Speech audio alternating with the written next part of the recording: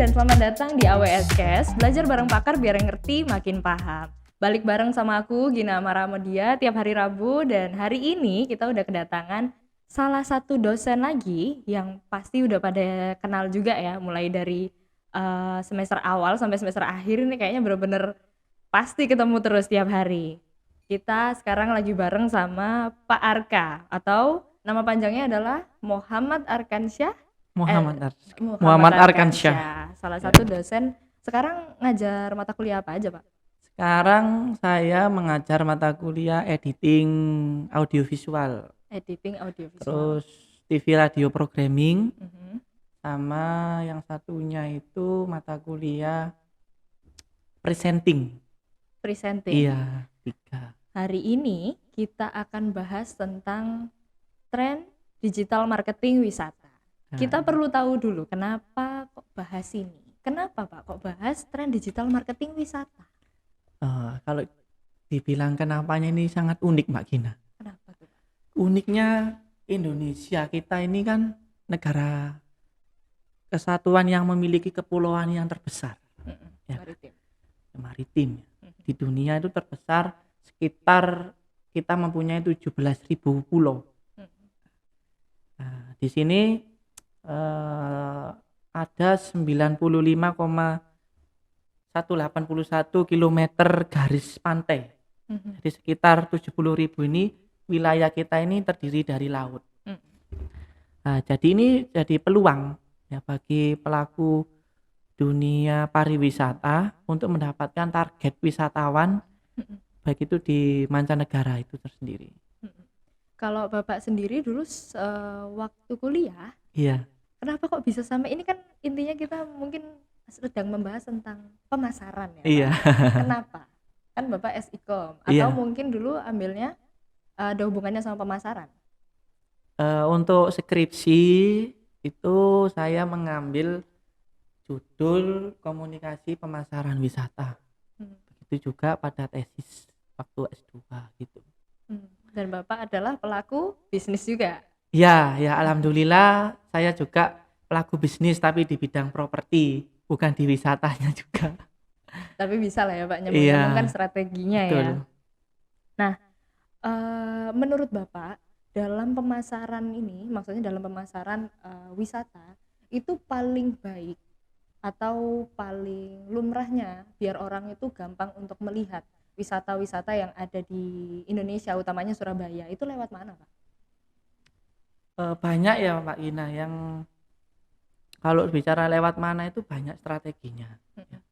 Jadi kalau kita bicara komunikasi pemasaran wisata, itu tidak cukup kita itu membangun sebuah produk yang menarik ya, yang layak jual gitu ya, yang wisata yang unik. Bukan hanya seperti itu, tetapi kita harus bagaimana memikirkan orang-orang itu supaya tahu dulu ya, supaya tahu dan mereka akhirnya berkunjung ke wisata itu. Lah, bagaimana medianya itu banyak sekali ya. Nah, di sini maka dari itu kita mengambil tren ya. Judulnya tadi ya, tren digital marketing wisata. Kalau dulu kalau bicara marketing itu kan zaman konvensional ya, kita masih pakai brosur ya. Terus pakai mulut ke mulut, di sana lo ada wisata menarik gitu ya. Rugi kalau enggak kamu coba. Nah, sekarang ini mengalami perubahan zaman. Karena apa? Pengguna internet ya di Indonesia saja ini sudah mencapai 204,7 juta, Mbak Gina. Saking mendominasi sekali ya internet ini. Iya.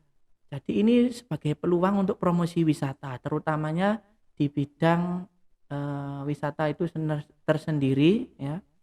Promosinya digiatkan ke sosial media akhirnya. Jadi sosial media ini ya juga banyak pemakainya Mbak Gina. Jadi yang menggunakan internet itu belum tentu menggunakan sosial media ya. Iya, benar. Nah, contohnya misalkan yang usianya sepuh ya, itu kan jarang-jarang kan memakai TikTok gitu ya. Instagram jarang. Jadi yang mempunyai HP yang internet itu jarang juga yang menggunakan media sosial. Mm-mm. Tapi ya banyak. Mm-mm. Yang menggunakan media sosial itu sekitar 191 juta. Mm. Ini pada Januari 2022. Ini data dari Wiar Sosial, Mbak Gina. Mm. Nah, jadi di sini bisa diambil kesimpulan ya bahwa saking banyaknya pengguna ini akan bermuncul eh, asumsi bahwa kita bisa berpromosi membuat istilahnya mendapatkan peluang banyak Mm-mm. ya untuk berpromosi di wisata melalui media sosial gitu. Berarti Bapak sendiri lebih prefer atau mengutamakan media sosial ya untuk Iya, promosi. iya. Tetapi kalau kita bicara mengenai tren ya, kita harus mengikuti perkembangan-perkembangan zaman. Ya. Karena apa, media-media itu kan terus berkembang, Mbak. Mm-mm. Perubahan. Mm. Istilahnya itu apa, Mbak Gina ya? Kalau bisa dibilang itu eh, penempatan-penempatannya ya, terus variasi-variasinya berkembang. Nah, Mm-mm. itu harus kita pelajari. Kita Mm. harus mengikuti tren itu. Dulu Instagram itu kan enggak ada reels ya. Sekarang Ya, ada reels sekarang ya. ada Reels. Terus YouTube dulu kan hanya landscape gitu ya. Sekarang ada reels gitu. Itu salah satu perkembangan dari media itu. Tren itu harus kita ikuti untuk kita supaya bisa promosi wisata itu berkembang. Kalau itu tadi kan berarti inovasinya datang dari media sosialnya sendiri, Betul. di mana media sosial ini beradaptasi dengan minat dari penggunanya. Kalau kita, misal contoh sebagai pelaku bisnis untuk memanfaatkan keadaan yang sekarang lagi booming, misalnya pakai sosial media yang mungkin lebih banyak digunakan sama anak-anak muda, gitu. Itu gimana caranya kita memaksimalkan supaya semua ini benar-benar kepake tapi tidak asal menggunakan saja gitu Pak. Oke. Ya. Kalau kita bicara konten ya, Konten. itu kita tidak bicara soal teknis saja. Teknik pengambilan gambar yang bagus, teknik editing yang menarik gitu ya. Teknik audio yang menarik. Itu memang penting. Tetapi kita harus istilahnya itu mempertimbangkan unsur-unsur demografis juga. Karena audiens ini kan beragam. Ya, Ya. audiens yang menonton konten kita ini kan beragam. Ya. Ada yang anak kecil, ada yang dewasa, ada yang remaja, ada yang orang tua, yang masing-masing ini mempunyai kesukaan tersendiri. Jadi kita harus bidik konten kita ini untuk siapa dulu, ya kan? Untuk siapa dulu, baru kita bicara mengenai teknisnya seperti apa, gitu. Yang tadi Mbak Gina bilang kita harus memaksimalkan ya media-media itu memang harus kita galakan terus ya. Kalau sekarang itu Pak trendingnya itu kan TikTok. Berarti yang Facebook sudah ditinggalkan. Jangan. Lebih baik digunakan terus. Ya. Facebook kan pangsanya pasar kita itu semua ya. Misalkan kalau kita bicara wisata ini semua. Ya. Nggak hanya anak muda saja. Ya, orang tua kan ya juga butuh healing ya. Juga butuh healing ya. Orang tua dewasa ya, apalagi kalau sudah penat ya di kantor gitu ya atau di rumah kan butuh refreshing gitu ya. Jadi media-media sosial entah itu Facebook ya, entah itu Instagram, entah itu Twitter, entah itu TikTok itu harus digunakan semua.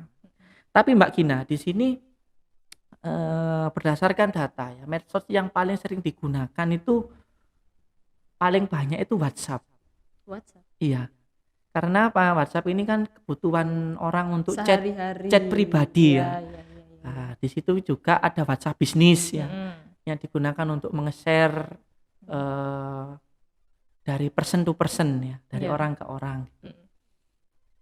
Terus itu sekitar 88,7% WhatsApp itu penggunanya. Berarti ngalah-ngalahin IG Pak ya? Iya, ngalah-ngalahin. Kalau IG ini 84,8% dari jumlah pengguna sosial media yang tadi yang saya bilang itu tadi 191 juta. Jadi ya ada yang install WhatsApp, ya juga install IG, ya juga install TikTok. Hmm. Tapi kalau ada yang install WhatsApp ya tidak install TikTok ya ada. Iya. Begitu. Nah, karena apa namanya tadi kita udah bahas masalah teknisnya mungkin secara umumnya dulu ya. Ya, Kalau sebagai selaku pelaku bisnis, betul. gimana caranya kita merancang strategi supaya apa yang tadi kita bahas itu benar-benar terrealisasi? Oh begitu. Bagaimana kita merancang strategi? Kita harus perlu riset dulu, Mbak Gina. Ya. Riset itu penting. Ya. Kita harus mengetahui kompetitor kita. Ya. Nah, itu alasan kita kenapa kita harus menggunakan strategi-strategi yang strategis nantinya. Ya. Oh, di sana loh memakai strategi media sosial misalnya. Tetapi caranya kan banyak di media sosial itu. Entah menggunakan influencer ya, itu ya termasuk iklan kita di media sosial. Entah menggunakan iklan bersponsor yang berbayar di sosial medianya, itu kan banyak cara. Itu kita harus riset dulu. Seberapa besar ya, efektifkah iklan apa itu wisata ini itu berkembang atau dampaknya itu besar menggunakannya, itu harus kita riset terlebih dahulu. Lah wisata apa yang diriset? Terserah wisata apa, mungkin wisata yang paling banyak dikunjungi. Misalkan kalau di Surabaya itu wisata yang paling banyak dikunjungi itu wisata religi di Ampel gitu ya. Kalau di Surabaya itu juga selain wisata religi yang terkenal itu wisata sejarah. Nah, contohnya kampung-kampung lawas ya kan, karena di Surabaya ini kan terkenal kota pahlawan, Mbak Gina ya. Nah, itu kita promosi hal-hal yang seperti itu kita riset terlebih dahulu. Risetnya lewat mana? Ya lewat pengunjung. Nah, pengunjung itu ditanyain, jenengan Pak Bu, ini dapat informasi dari mana gitu ya. Oh, dari media apa yang digunakan untuk Anda mengetahui supaya datang di sini? Oh, saya tahu ini dari Instagram. Akun apa Instagramnya? Nah, itu kan ditanyain lebih mendalam. Nah, dari di situ nanti kita susun strategi-strategi dari pengunjung itu. Kan banyak, Mbak Gina ya, bukan hanya dari media, mungkin dari mulut ke mulut. Nah, itu nanti kita list di strategi apa yang paling banyak digunakan pengunjung. Nah, dari situ kita bisa tarik kesimpulan yang paling banyak digunakan pengunjung yaitu media, menggunakan influencer misalkan. Saya tahunya dari Surabayaku atau Love Surabaya influencer karena mengekspos wisata di Surabaya Kampung Lawas gitu. Baru kita memakai jasa itu gitu. Kalau Bapak sendiri sudah pernah bekerja sama belum sama media-media ini gitu? Media influencer? Iya, media influencer. Oh ya, saya pernah bekerja sama ya. Contohnya tidak promosi wisata sih ini ya. Ini promosi rumah, tanah itu yang menggunakan jasa influencer, yaitu kebetulan Surabaya.ku itu.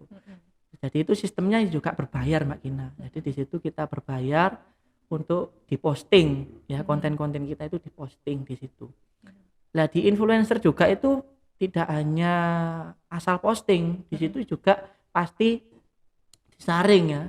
Karena ini berkaitan dengan supaya mungkin rapi ya feednya ya. Disaring terlebih dahulu. Kadang ada yang influencer itu desainnya didesainkan sekalian. Oh iya. Nah, kan biasanya di paket desain. Nah, paket desain itu ada biasanya. Jadi influencer itu mengunjungi tempat, ngefoto, ambil gambar gitu ya. Nanti didesainkan sekalian dan diupload sekalian di lamannya Instagram atau TikToknya itu. Itu yang berbayar ya, Pak? Yang berbayar. Contoh kita pengen jadi influencer, kitanya sendiri. Oh iya. Mbak Gina kepingin jadi influencer gitu lah nanti. Ya doakan ya, amin. Kita harus sering konten, Mbak Gina. Oh iya, betul. Semua orang itu enggak hanya dosen ya, mahasiswa itu harus sering konten gitu ya. Pak Arka, supaya viral. Ya, iya. Nah, kalau semisal kita mau memasarkan itu sendiri, karena kalau berbayar pasti pertimbangannya adalah kita perlu bayar lagi untuk memuat konten kita tadi terus diediting sama orang. Contoh kalau misalnya kita pengen memasarkan itu sendiri, apa yang perlu kita pelajari selain dari strateginya untuk memasarkan, tapi untuk buat kontennya tuh apa aja, Pak? Kalau memasarkan sendiri dari Ya, perusahaan kita, ya. maksudnya dari produk kita. Mm-mm. Misalkan Mbak Gina mempunyai destinasi wisata, membuka wisata baru, Mm-mm. ya, wisata buatan, pemancingan misalkan ya. Mm. Berarti Mbak Gina ya juga harus membuat sosial media, ya Mm. kan? Sosial media dari wisatanya itu ya. Misalkan apa wisatanya Mbak Gina? Misalkan membuka kolam pancing, gitu ya. Mm. Kolam pancing di situ ada lesehan gitu ya. Mm-mm. Itu harus ada Instagramnya tersendiri, Mm. harus ada TikToknya tersendiri, harus ada YouTube-nya tersendiri mungkin ya itu ya. Mm. Cara memaksimalkan gimana? Kita harus bisa sering-sering konten. Mm. Kalau kita nggak sering konten, mana orang tahu, Mm. ya kan? Mm. Kadang kita sering konten, ya kita kasih promosi yang soft selling. Mm. Soft selling itu promosi secara halus. Kalau Iya. hard selling kan promosi secara Beli sekarang. beli sekarang gitu ya. Kalau yang soft selling ini kan promosi secara halus. Misalkan kalau Mbak Gina mempunyai bisnis kolam pancing, Mm. Mbak Gina bukan hanya promosi beli sekarang langsung atau diskon berapa gitu. Tapi kalau soft sellingnya contohnya seperti eh, tips memancing supaya agar lekas dapat gitu ya. Oh ya. Tips menghilangi rasa stres gitu ya. Mancing. Jadi dipancing-pancing terlebih dahulu supaya orang itu datang, itu soft selling. Ya. Jadi Mbak Gina harus sering-sering membuat konten yang soft selling itu tadi. Mhm. Bukan hanya hard selling, kan orang itu bosen ya kalau hard selling terus ya. Iya, berarti harus memanjakan dulu Jadi kita customer-nya. pancing dulu audiens itu, kita pancing terlebih dahulu emosinya. Oh ya Rek, saya stres butuh refreshing. Akhirnya saya akan memancing di kolam pemancingnya Mbak Gina. Di situ kita bisa digorengkan, dimasakkan sekalian, bisa sambil lesehan gitu ya. Mm-mm. Nah, jadi harus paket lengkap. Itu harus sering-sering kita membuat konten seperti itu dengan menggunakan hashtag tentunya. Ya. Terus menggunakan copywriting ya. Mm-mm. Kalau kita menyusun copywriting itu ada pelajarannya sendiri Mbak Gina. Jadi kalau kita menyusun copywriting itu ada pembelajaran sendiri. Mm-mm. Kalau kita membuat copywriting itu tidak asal tulis. Mm-mm. Kita harus pancing dulu emosinya. Mm-mm. Anda lapar, Oh iya.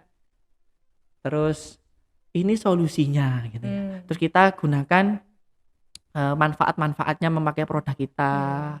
Terus kita gunakan customer kontak personnya. Jadi di situ kita pancing dulu emosinya. Berarti kita cari dulu masalahnya. Iya, kita masalahnya kita dulu. kasih penyelesaian, baru kita tawarkan produk kita. Betul. Sebagai solusi. Iya. Oh, oke. Itu soft selling itu penting ya. Mm-mm. Nah, kalau menurut Bapak sendiri, kan kita menggunakan media sosial ya. Media Iya. sosial itu ada yang namanya analisis menggunakan data. Iya. Nah, data-data yang perlu dikumpulkan itu apa aja, Pak? Data-data yang paling dikumpulkan. Yang paling berguna lah untuk strategi marketing gitu. Kalau kita bicara data itu, misalkan kalau kita ngepost konten di Instagram, ya kita lihat di situ. Kalau kita Instagramnya itu bisnis ya, kita itu bisa dilihat di situ. Pengunjung dari halaman Instagram kita itu berapa per minggu ini. Mm-mm. Ya. Paling penting itu pengunjungnya terlebih dahulu. Mm-mm. Karena ini berkaitan dengan awareness ya. Mm-mm. Tahu dulu. Yeah. Nah, yang penting mengunjung dulu meskipun nggak nge-like. Mm-mm. Nah, kadang-kala ini pengikutnya banyak, yang nge-like sedikit. Mm-mm. Tapi kalau kita post di story, yang lihat banyak. Yeah. Nah, ya kan? Mm-mm. Tapi yang nge-like sedikit. Yeah. Itu sudah hukum alam itu Mbak Gina. Iya, sudah hukum alam. Kenapa? Misalkan kalau kita sukses ya, orang itu melihat kita banyak. Tapi yang suka kan ya kadang nggak semua orang itu suka. Nah, gitu itu ya. Di media sosial ya seperti itu. Jadi data-data itu penting. Jadi ukurannya itu bukan hanya nge-like. Ukurannya itu berapa pengunjung dari Instagram kita. Tentunya gimana caranya ya, kita menggunakan hashtag yang paling sering digunakan. Misalkan kalau kita Mbak Gina tadi promosi wisata kolam pemancingan ya, terus lesehan makanan gitu, hashtagnya ya yang paling banyak dikunjungi. Misalkan hashtag wisata, terus hashtag wisata hits, hashtag wisata viral gitu ya. Jadi kalau orang ingin mencari itu menggunakan hashtag itu. Karena apa? Kalau kita menggunakan media sosial itu bukan hanya untuk ajang mengisi waktu kosong Mbak Gina. Kita saja ya, contohnya Mbak Gina, saya itu menggunakan media sosial ini tidak hanya untuk mengisi waktu kosong, tetapi hanya untuk misalnya menemukan informasi, ya kan. Saya mencari wisata yang paling jarang dikunjungi, yang belum dikunjungi. Kita mencari informasi. Nah, menurut data We Are Social ini, orang menggunakan internet itu juga 80,1% ini untuk menemukan informasi. Justru untuk yang mengisi waktu luang ini hanya 63,4%. Lainnya itu ya untuk mengisi mencari informasi, terus mencari ide-ide baru, ya, mencari inspirasi. Contohnya Mbak Gina, kalau misalkan mendapat tugas ya dari dosen, nah itu kan langsung pergi ke internet gitu ya, mencari jurnal-jurnal gitu ya, jurnal-jurnal yang terkini gitu ya, itu bisa jadikan referensi gitu. Begitu Mbak Gina. Kalau dari Pak Arka sendiri kira-kira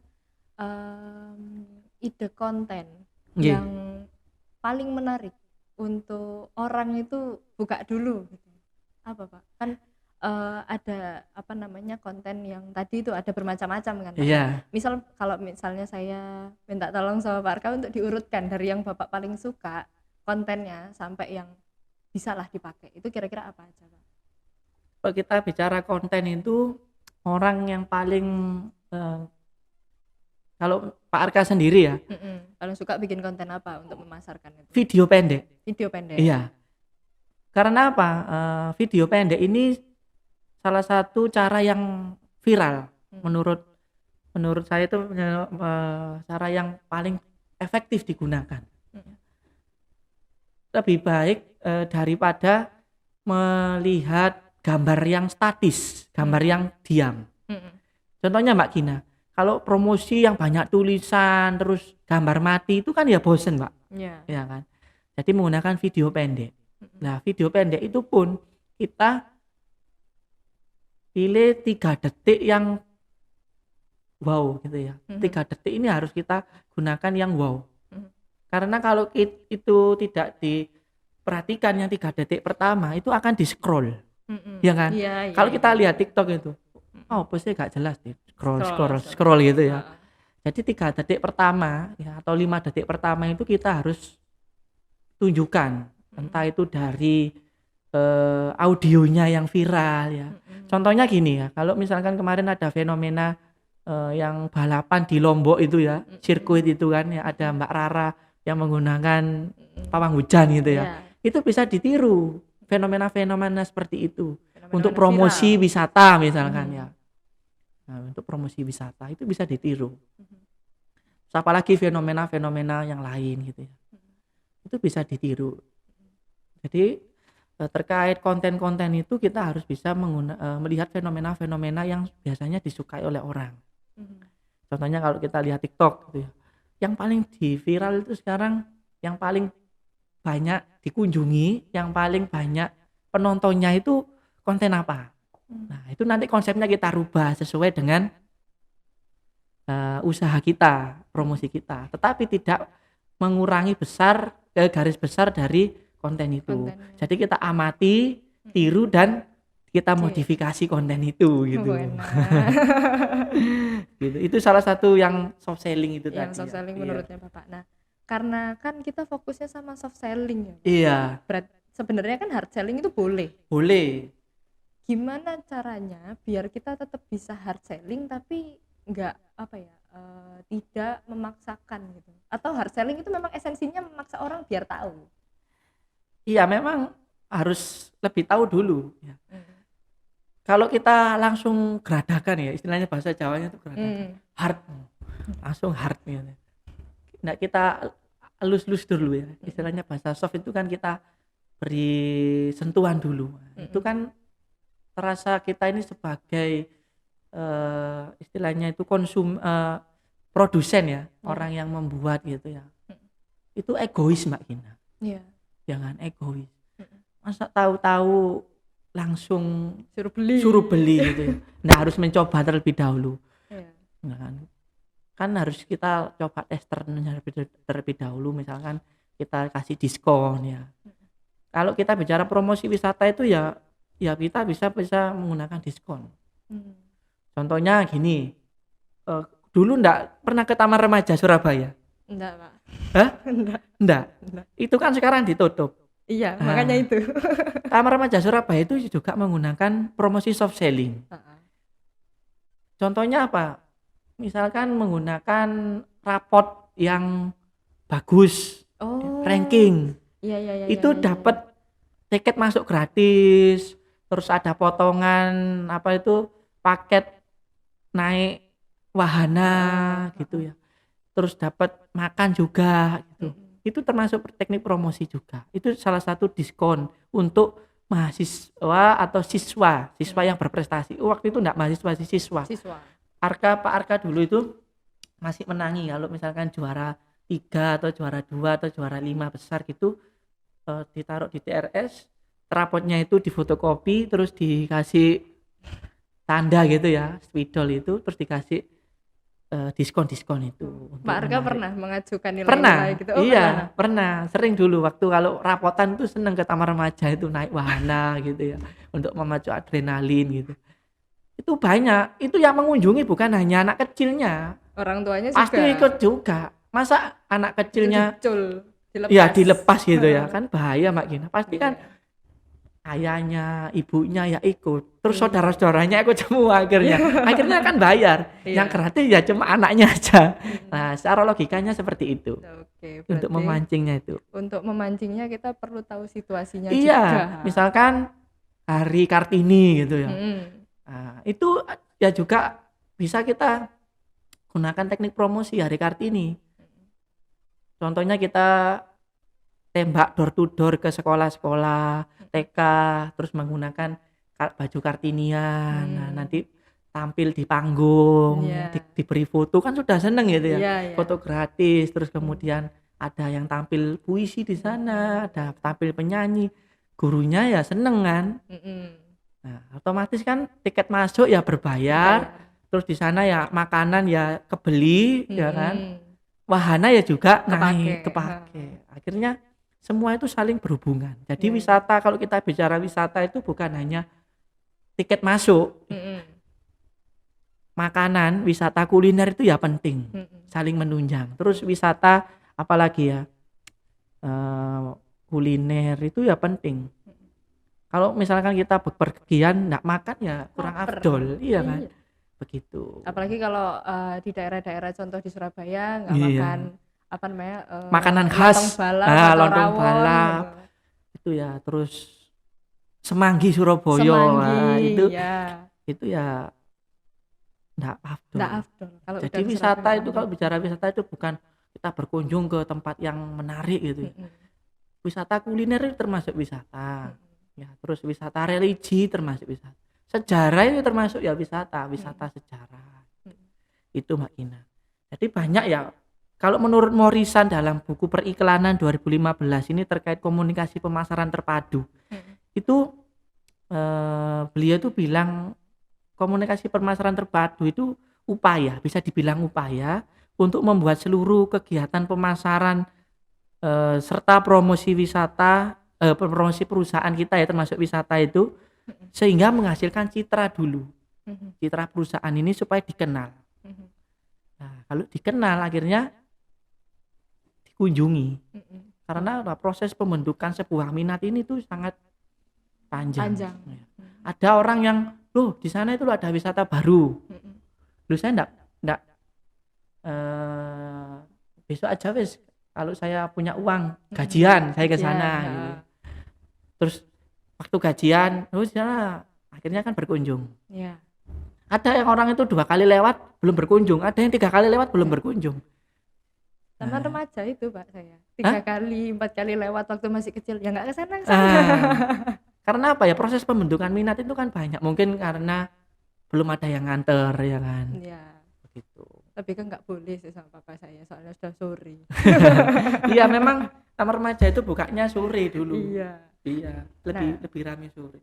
nah, setelah kita tadi bahas masalah hal yang sangat formal dan material ya Pak Iya. ya.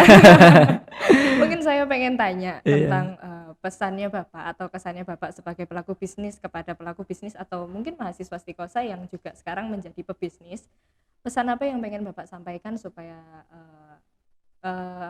menumbuhkan semangat gitu untuk tetap berbisnis gitu.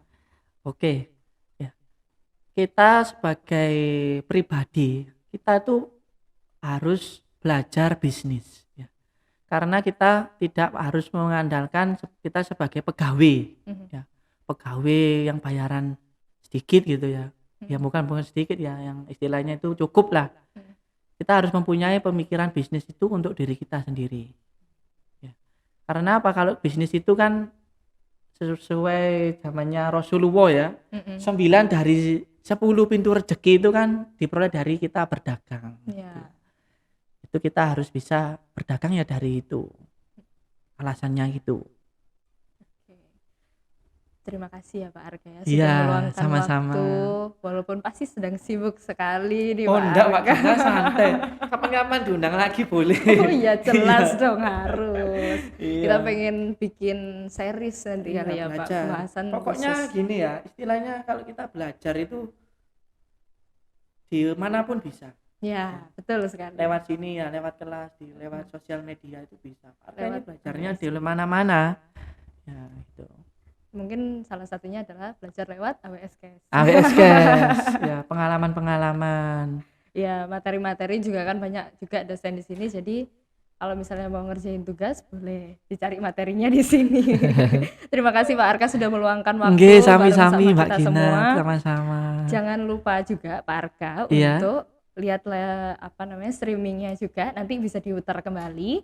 Dan untuk teman-teman juga jangan lupa untuk pantengin terus YouTube channelnya Stikosa AWS, khususnya di AWS Cash setiap hari Rabu jam 10 sampai jam setengah 11. Dan kami ucapkan sampai jumpa. sampai jumpa. Dadah. Makasih Pak Arka, makasih semuanya. Sama-sama. Semoga bermanfaat.